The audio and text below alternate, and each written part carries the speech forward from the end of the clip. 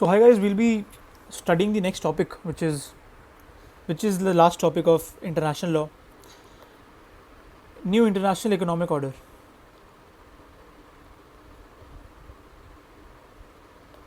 Right. So you can expect a question on this particular topic in the coming exams as well. Plus, it is very important for current affairs too. Right. 23 में भी आया था, 22 में भी आया था. Right. 24 की मैं एनालिसिस भी पेश कर दूंगा, तो उसमें भी आपको पता चल जाएगा. Right. What is the new international economic order? We have to understand that first of all. The new international economic order was a set of proposals advocated by developing economies and which was needed to end economic colonialism. Right? Economic colonialism को ख़त्म करने के लिए हुआ था. Right? It was actively espoused by G77 and NAM countries. NAM are the non-aligned movement countries, which they include most of the countries under Global South. Global South. Right. They argue that the previous economic order was created at a time when most of the new states did not even exist. जब exist भी नहीं करते थे तभी बन गया था जो पुराना वाला economic order था. It is based on the principle of trade and not aid. मदद करनी है, so there should be an equivalent madad from the other side as well. We don't need any aid right now. That is the whole ideology behind this. The GA 1974 Declaration for the Establishment of New International Economic Order stated that rich countries are morally obliged to facilitate the flow of resources to developing nations. Developing Nations के बाद resources ज़्यादा चाहने चाहिए, क्योंकि वही equitable and optimal resource allocation की ज़रूरत होती है. This is their own enlightened self interest. What are the key tenets of new international economic order? Sovereign right to participate in global economic affairs, non-interference in internal affairs, sovereignty over natural resources, just and equitable pricing of their raw materials as well as there, strengthening bilateral and multilateral assistance to promote industrialization. It is also very much required. Right. Then the Charter of Economic Rights and Duties of States is there. It codified many principles of 1974 UN Declaration. ठीक है, इसको याद रखना है हमें. Fundamentals of international economic relations was stated under the Charter of Economic Rights and Duties of States. What are the fundamentals per se? They include sovereignty, sovereign equality, non-aggression, non-intervention, mutual and equitable benefit of resources. वही है ना, मैं आपको बता रहा था जो पहले. Peaceful coexistence, self determination of the people and peaceful settlement of disputes are there. Right. So these are a few things. What are the economic rights and duties? Sovereignty should be given over natural resources. Control of foreign investment should be there. There should be regulation on the activities of transnational corporations and nationalization of foreign property should be there. For example, अगर किसी भी state में, for example, if there is any state X and there is property of that state in Y, so there should be nationalization of foreign property. किसी private member के हाथ में ना हो, मतलब ये कहने का यहाँ पे कवि कोशिश कर रहा है. राइट. चैप्टर 3 क्या कहता है? Common responsibilities towards international community. It related to the common heritage of mankind, such as seabed and ocean floor beyond national jurisdiction. What are the final provisions? Balanced expansion of the world economy, interrelationship between well-being of all nations should be there. Evolution कैसे हुआ? सबसे पहले आया the General Agreement of Trade and Tariffs. First of all, there was the Bretton Woods Conference in which the IMF and IBRD came into fruition. But the proposal of WITO was blocked by USA. I think it is WTO only. Then in 46, Havana Charter came into play. It proposed International Trade Organization. Yes, ab yaad aaya. It was the international. It proposed to establish International Trade Organization. Again, it was not materialized. 23 countries, including India, signed the GATT, General Agreement on Trade and Tariffs, based on the Havana Charter. GATT was only concerned with trade, tariffs and related matters. It served as the international forum for carrying tariff negotiations. For example, आप देख ही रहे हैं tariff का जो issue है बहुत prevalent है, तो इसके लिए it was GATT. GATT में भी 3 तरीके की चीज़ें डिवीज़न हुई थी. GATT Council है, GATT Council is there. Then there is GATS Council, Trade and Services Council. Then there is the TRIPS Council, which is basically related to the intellectual property rights. Right, under the GATT Council, there is the Agreement on Agriculture, AOA, which divides itself into 3 parts, into market access, domestic support,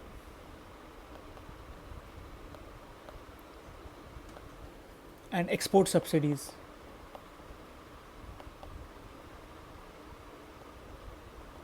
ठीक है, concept यहाँ पे ये है कि gate council majorly जो agriculture का import export होता है उसके बारे में बात करता है, और उस इंपोर्ट एक्सपोर्ट के लिए there is agreement on agriculture. वो क्या कहता है बेसिकली, सरल शब्दों में, दैट मार्केट एक्सेस बढ़नी चाहिए, एक पर्टिकुलर एग्रीकल्चर कमोडिटी के लिए और नेशन के रेजिडेंट्स के लिए डोमेस्टिक सपोर्ट होना चाहिए, और कुछ कुछ चीज़ों के लिए एक्सपोर्ट सब्सिडीज़ होनी चाहिए. राइट, मार्केट एक्सेस किस तरीके से होगा? It can be through tariff reduction और टैरिफिकेशन और dumping protection as well. Domestic support जो है वो 3 चीज़ों में डिवाइडेड है, विच इज़ डोमेस्टिक सपोर्ट की जो सब्सिडीज है वो 3 तरीकों में डिवाइडेड है, which is green, blue and amber. Right, and then there is the prohibition of export subsidies. Prohibition of export subsidies. Right, so this is it. मैं अभी ये समझाना था तो मैंने आपको समझा दिया इसलिए. Then we have the objectives of the GATT.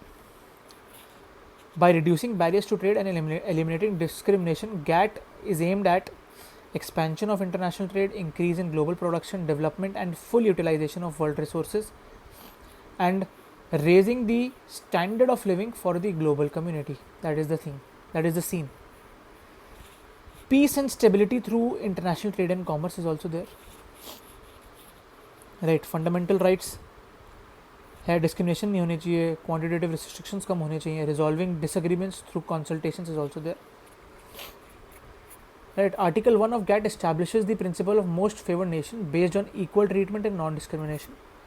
MFN का मतलब मैं आपको समझा भी दूंगा, but in it members agree that reduction in tariffs and elimination of discrimination in international commerce should be on a reciprocal and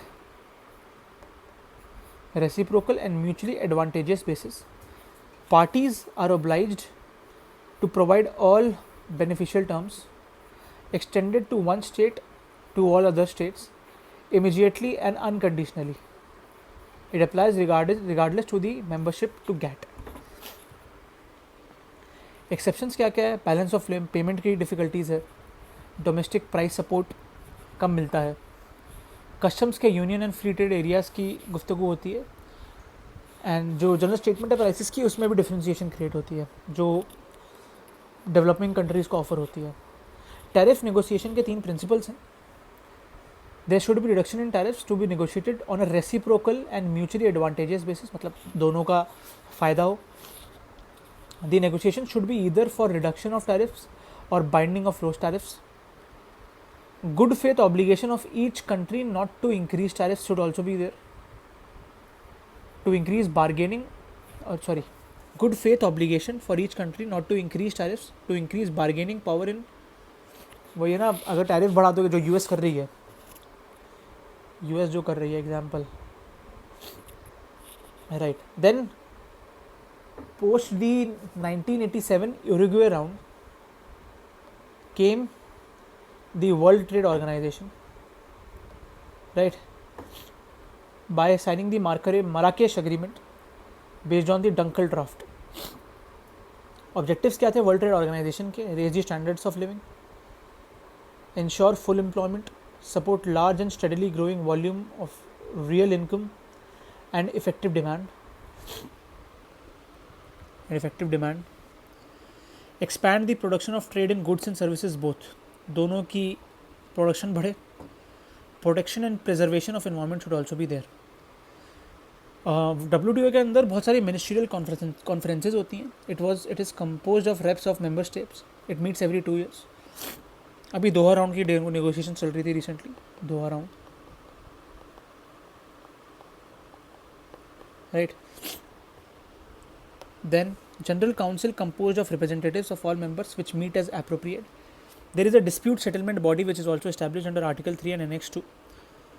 dispute settlement बहुत ज़रूरी है इसको समझना कि इसमें क्या क्या होता है, right. And then there is article 9, decisions are made by consensus failing which the issue is decided by voting, most matters are decided by simple vote, ठीक है। सब्सटेंटिव मैटर्स जो होते हैं वो सुपर मेजॉरिटी से होते हैं, तो which is the 3/4 of majority. Non discrimination में क्या क्या है? If a country offers any special concession to one trading partner, such concessions need to be extended to its other trading partners. ये discriminate नहीं करना है। 2 ट्रीटमेंट है इसमें, MFN का जो मैंने आपको बताया, मोस्ट फेवर्ड नेशन का कोई ट्रीटमेंट नहीं होना चाहिए, and national treatment which is NT of foreigners and locals equally, जो बाहर से और जो अंदर से हैं लोकल्स, उनका इक्वल ट्रीटमेंट मिलना चाहिए in respect to imported and local products. This is the concept of reciprocity as well. It reflects that any concession extended to by one country to another need to be reciprocated with an equal concession such that there is not a big difference in countries payment situation. मतलब भाई अगर एक जगह से 10 रुपये का माल आ रहा है, ठीक है, और इंडिया में फॉर एग्जांपल 6 रुपये का ही मिल रहा है, तो इंडिया को भी वो 10 का बेचना है, और वो उसमें 10 में ड्यूटी लगा दे, टैक्स लगा दे, वो उन पर डिपेंड करता है, ताकि रेसिप्रोसिटी रहे, ठीक है। ये कहीं ना कहीं अलाइन करता है नेशनल ट्रीटमेंट के प्रिंसिपल से भी, right. Sorry for this. Then we have the concept of transparency, requires that there is transparency in domestic trade policies of member countries. जो डोमेस्टिक ट्रेड पॉलिसीज हैं मेंबर कंट्रीज़ की, उनमें transparency रहनी बहुत ज़रूरी है। Then we have some agreements, TRIPS, GATS, GATS, AOA मैंने आपको समझाया, SPS पे है, TBT पे है, एंटी डंपिंग का भी एग्रीमेंट है।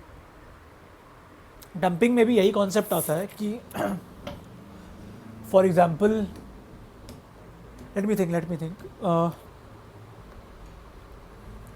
फॉर एग्जांपल बाहर से आपके पास चाइना से फ़ोन आ रहा है, 100 रुपये का फ़ोन आ रहा है, और इंडिया में आपने जानबूझ के वो 75 का कर दिया ताकि इंडिया का लोकल प्रोडक्ट आपको ज़्यादा मिले, तो ये अलाउड नहीं है WTO के हिसाब से। मतलब वही आपको इक्वल प्राइसेस रखने हैं, और ये भी रेसिप्रोसिटी के प्रिंसिपल के अंतर्गत भी आ जाता है, ठीक है, बिकॉज की रेसिप्रोकल प्राइसेस रहने चाहिए, एक तरीके से इक्वालिटी रहनी चाहिए।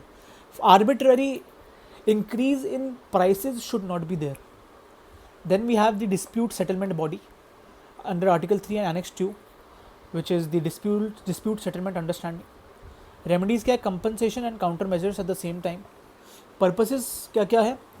To have increase stability for the purpose of dispute settlement body, to provide security and predictability to the multilateral trading systems.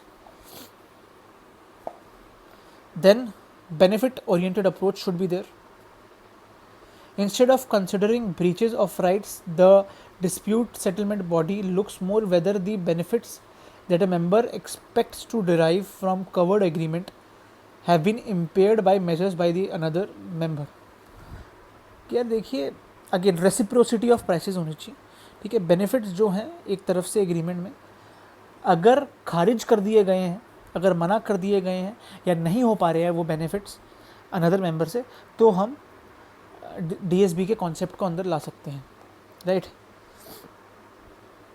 Then we have this, sorry, yeah, the objective system is first to secure the withdrawal of any unlawful measures. Compensation is to be restored to only if immediate withdrawal is impracticable.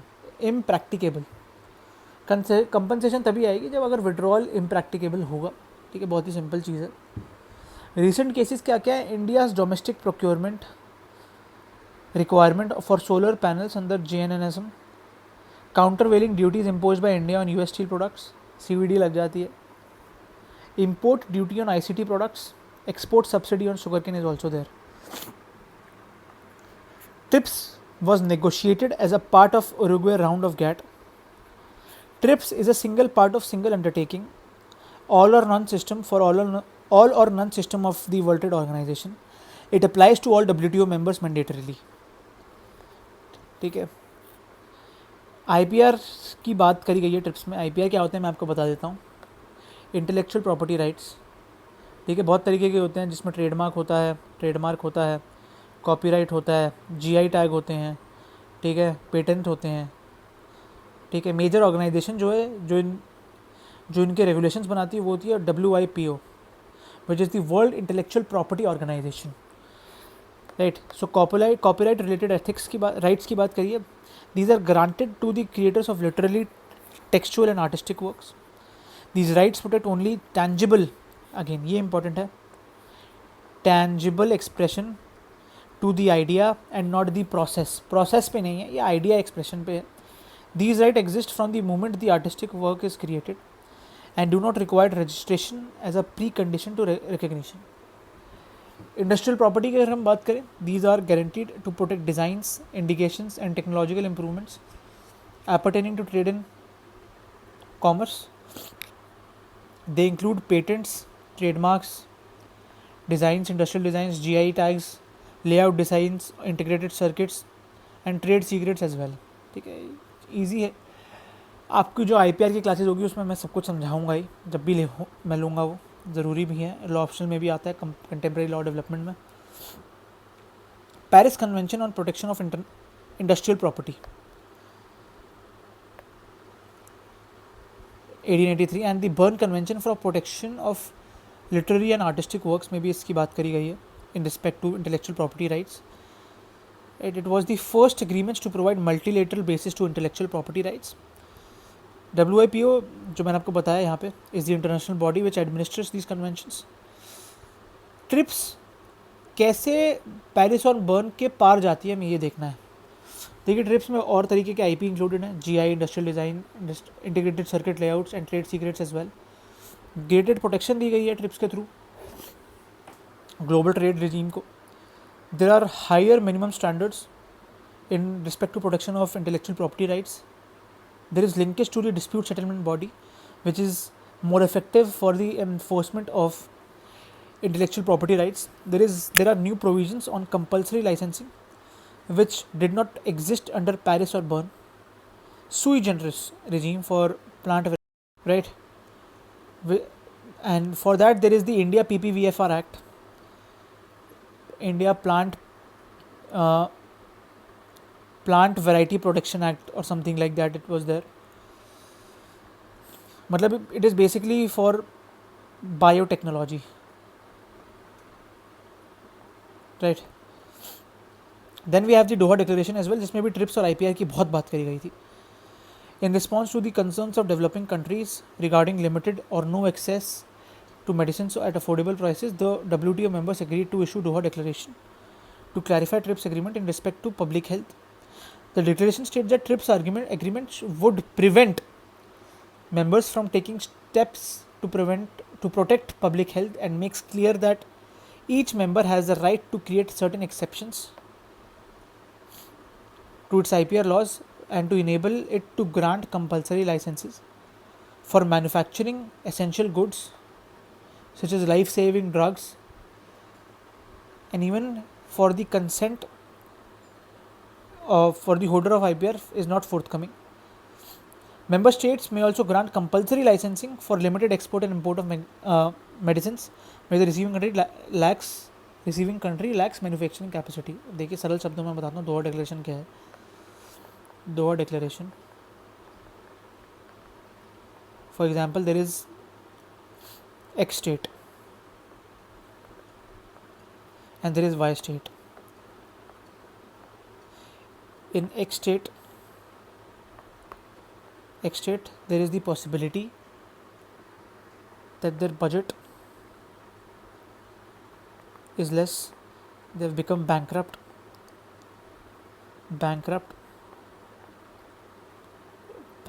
guys, right, bankruptcy उन्होंने file कर दी है और they don't have the technology,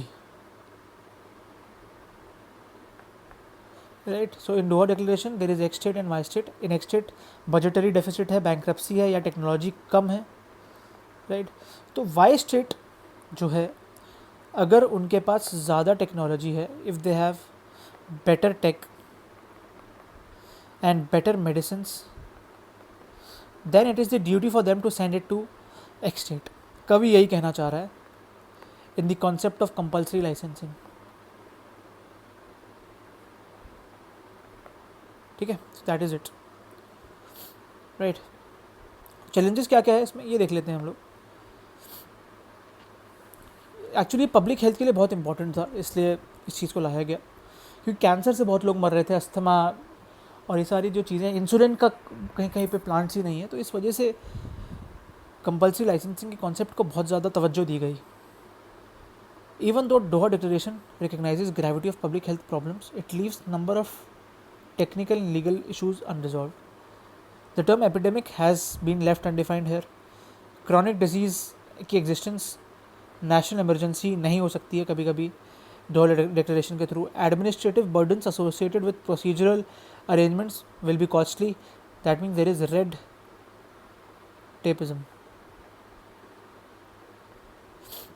TRIPS plus भी आया था.